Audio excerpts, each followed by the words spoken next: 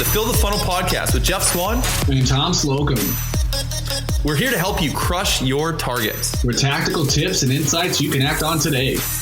Don't have a fancy tech stack, a big budget, or even a huge team to lean on? Well, it's time to get that solved today with FTF Fridays. Hey everyone, and welcome to the Fill the Funnel podcast with your host, Jeff Swan. I'm joined now by Mike Leader. We actually met on LinkedIn not even a couple days ago because clearly we were aligned. We thought the exact same thing on some comments and had some great conversations. So I thought, why not bring him up here and have a good conversation around how we can help you level up and get over that 10 meetings booked a month. So Mike, welcome to the show. Please, if you could share, who you are, what you do, and who you prospect to. Hey man, good to meet you. I'm Mike Leader. I'm with Gehr Industries. I'm the sales trainer here, newly ensconced sales trainer at Gehr Industries, and we prospect to construction companies, actually. So plenty of folks around the U.S. and Canada we work with. That's awesome. Yeah, construction. I actually don't know if you saw this on my bio, but I was working briefly in the flood mitigation space. So I actually had my logins for the RFP, like the contract database and all these things. So very familiar with prospecting to the industrial space, most specifically contractors and construction. So I think we have even a lot more to talk about than I thought. So with that said, you mentioned before our call that you kind of set a standard for your team where you don't let them book any less than 15 meetings a month. Can you tell me more about that?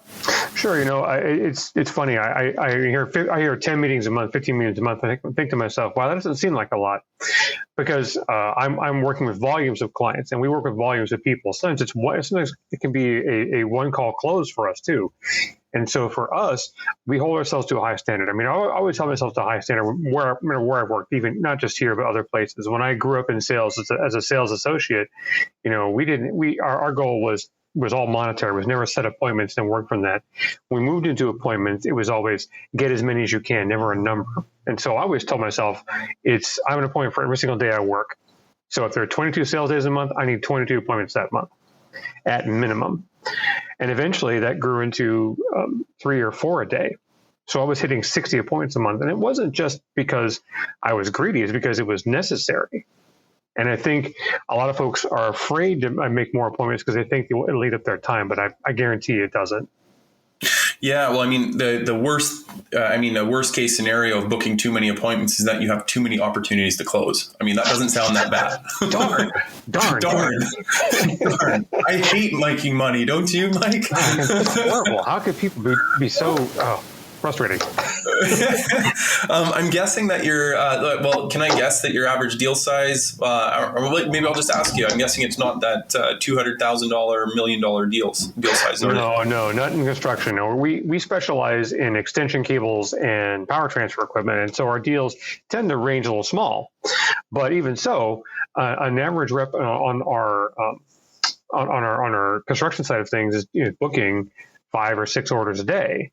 So they're telling me, and they don't do a lot of appointments. We're moving them into a more appointment structure. We're looking for more of the higher end companies as opposed to the smaller ones they're working with. And so we're going to increase that deal size. That's why I got brought on board here, was to actually create a new sales force and teach them how to book appointments, how to work with larger structures. Because I grew up in tech sales where it's all I ever did was book the $1 million deals. Yeah, no, for sure. I mean, when you're looking at those kind of like the order taking jobs, not order taking, you have to work to get them, but you can do, it's not book 5 meetings in a day, it's book 5 orders in a day. Right. Yeah. And there's nothing wrong with what they're doing. I don't disagree with it. I think they can just do more. That's all. And that's all it is. And it's just a matter of a technique change. That's all. And it isn't difficult. It's just when people say technique. I mean, when we're talking about what we do and how it's not, I say technique, but really it's brute force. Yeah, you mentioned that. Well, we're calling the name of this episode "Make the Effort" or "Put the Work in," and you and I both align once again on this. Is that as great as it is to have the perfect methodology and the perfect messaging and all these things, sales can really be a brute force type of I guess profession, as you could call it.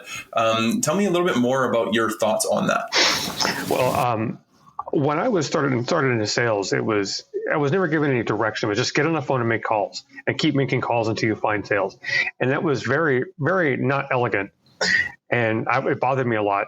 And so I began to try and find ways to not only do that, but do the brute force, but actually find better ways to make better calls. And I've encountered many different sales, I don't call them gurus, but sales experts like Mark Hunter and Jeb Blunt, who really purport the whole cold calling is not dead. You got to get out there and make those phone calls and do that. And what I learned from them was don't just make it brute force, but make that brute force with technique that can actually pick people up and get their attention, because there's so much junk that comes the way of people who pick up the phone every single day. And when you make a dial out, are you respecting that person's time? And when you angle in with respectful brute force, which sounds like the most strangest statement ever to make, you will be successful almost all the time, because you're respecting someone's time and you're getting to that appointment and you're moving on to the next one. And you can do that. If you do that, and you block your time properly, you will actually get more than 10 appointments in a day if you work at it. So, I love that. Respectful brute force. We actually had a podcast episode earlier on in the show where it was called Cancel Hustle Culture. And we were talking about how it's not about just hustling. It's about the smart hustle, is being intelligent behind being intelligent and intentional with the actions that you're doing. So it's not just about putting the hard work in, it's putting the smart work in. Would you agree? I agree. There was a lot of talk a while back about working smarter, not harder, and vice versa. And no, you have to do both at the same time, was my argument. And I got laughed at by my other salespeople in the tech industry. You have to work smarter. And that means I'm working less. Like, no, you will fail. Here I am making 60 calls a day, and I'm a high-end rep, and I'm making 60 calls a day. Not because I have to, because I need to, because my pipeline has to be full of deals. And so deals plus appointments to make certain I'm constantly doing stuff. And so it is both. It is working smart and hard at the same time. Yeah. And I mean, you think about it, like a lot of people have this prospecting paralysis or, cold call reluctance, whatever term you want to use. But there's people there that are afraid to actually pick up the phone and reach out to their buyer because they're afraid of the consequences, interrupting people of so many different things. Oh, yeah. But what is a bigger fault of not making the calls, not picking the phone? Yeah, you're empty pipeline, no money, no deals, no job. And that's what it rolls down to. Fear is simple. I will always quote one of my favorite TV shows about when it comes to fear. And if you're familiar with Doctor Who, but they had a whole episode a couple of years back about how fear is a superpower. Because when you're scared, your blood's pumping, your adrenaline's on, you're stronger, you're faster, you're smarter, you can make decisions. Hell, time slows down for you. So don't tell me fear is a bad thing. It's okay to be afraid when you come into work. Those butterflies aren't fear, they're anxiousness. You want to be successful, so you lean into that and you take that adrenaline and you go with it. So fear is not a bad thing. It's okay to be afraid to make calls. Some days that phone will be big as your desk, on your desk. It's just everything. Yeah. But you still have to pick it up and do it. If you don't, you have nothing. And so when you have a plan and you have an architecture when you make a phone call, that fear is minimalized. It's still there.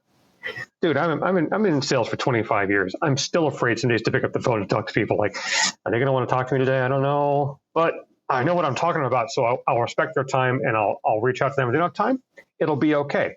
A no is okay. It's okay to get a no. A no means they want to talk to you still. Yeah, well, it's interesting you say that. It brings up a recent post on LinkedIn that I saw too. Of a girl said she did 100 calls. She got 5 conversations, and one of those conversations was, let me talk to your boss. I want to get you in trouble. And those are the types of situations where, people, that's what people think about when they have that, prospecting paralysis, when they're fear. But I really like your spin on this, is that fear can be that superpower, that instead of using it to keep you from doing what you need to do, make it allow you to actually expand on what you're capable of and doing even more with that fear. I love that. That's a really good positive spin, so that when you're feeling those butterflies, instead of thinking, oh crap, I got to get rid of these butterflies, I got to use these butterflies to fill my funnel, fill my pipeline. They will lift you up every single time. And I tell you, if you don't have a plan, and you don't have, and when you're calling somebody without a reason or a 12-second reason to get their interest, and it's hi, is Bob there? This is Bob. Oh, hi, Bob. How are you today? You've already lost the call. You shouldn't be doing this. You've been taught wrong. You have to get in there and say, hi, this is Mike from Gehr. I need to talk to you about your power structure today. Can I get 5 minutes of your time? Or are you free now? Or can we talk a little later this week? What works best for you? And now they know who I am. They know what I'm here for, and I'm not wasting their time. And you're not going to get that angry, I want to talk to your boss so I can get you fired. You're not going to get that stuff. You're not going to get that stuff. So it minimalizes the fear, and that fear then becomes power for me. I think that what you touched on there is so important, having something to say. Because the fear, the actual fear, not the phobia, which is an irrational fear of something, but the fear is when you're calling and you don't have anything to say. Exactly. Right? Like I'll call Mike. Hey, Mike, this is Jeff calling from Outbound SOS. How you doing? Blah, blah, blah, blah, blah, blah, and just kind of deer in headlights look. We don't really know what you're saying. Then how is somebody going to want to hear from me? How is somebody going to want that call? Nobody wants to hear a pitch. No, everybody wants to talk. Everybody wants to talk about their problems. And so, if I call somebody and say, "I want to talk to you about your problems with your infrastructure on your power cabling as well as your power transfer equipment, what problems you have, and how we can help you solve them." Oh, well, someone I can talk to my problems about. Thank God. Everyone's got that. I mean, I started my business in IT, working with IT people, and they always have problems. They love talking about their problems. But you know what? That it goes for everybody.